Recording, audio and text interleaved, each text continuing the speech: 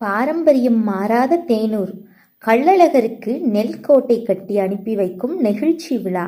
மதுரை மாவட்டம் சமயநல்லூர் அருகே உள்ள வரலாற்று சிறப்புமிக்க தேனூர் கிராமத்தில் இந்த ஆண்டு விளைந்த முதல் நெல்லை நெல் கோட்டையாக கட்டி அழகர் கோவிலுக்கு அனுப்பி வைக்கும் பாரம்பரிய விழா மிக சிறப்பாக நடைபெற்றது.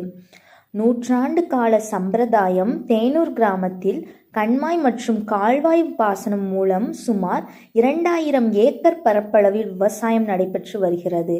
இங்கு தை மாதம் அறுவடையாகும் முதல் நெல்லை அழகர் கோவிலில் வீற்றிருக்கும் கள்ளழகருக்கு காணிக்கையாக வழங்குவதை இப்பகுதி மக்கள் பல 100 ஆண்டுகளாக தங்களின் கடமையாக கொண்டுள்ளனர்.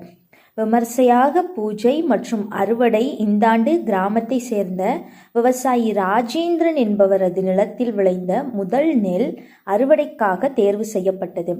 தை முதல் தேதிக்கு பின் முறைப்படி பூஜைகள் செய்யப்பட்டு அறுவடை தொடங்கப்பட்டது.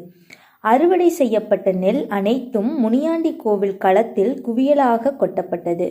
நெல் கோட்டை கட்டும் முறை. நேற்று மாலை களத்தில் குவிக்கப்பட்ட நெல்லை மரக்கால் படி கொண்டு அளந்து வைக்கோல் கொண்டு நேர்த்தியாக நெல் கோட்டை கட்டப்பட்டது. கோட்டை கட்டப்பட்ட நெல்லுக்கு பூசாரிகள் பாண்டி மற்றும் கணேசன் ஆகியோர் சந்தனம் தெளித்து மாலை அணிவித்து தீபாராதனை காட்டினர். பின்னர் கரைக்காரர் அந்த நெல் கோட்டையை தலையில் சுமந்து சென்று தேனூர் சுந்தரராஜ பெருமாள் கோவில் கொட்டாரத்தில் பத்திரப்படுத்தினர். அழகர் கோவிலுக்கு பயணம். இன்று சனிக்கிழமை அதிகாலை தேனூர் கிராமத்தினர் வாகனத்தின் மூலம் இந்த நெல் கோட்டையை அழகர் கோவிலுக்கு கொண்டு சென்று முறைப்படி ஒப்படைக்கின்றனர். பழமை மாறாமல் நடைபெற்ற இந்த விழாவில் கிராம பொதுமக்கள் மற்றும் முக்கிய பிரமுகர்கள் திரளாக கலந்து கொண்டனர்.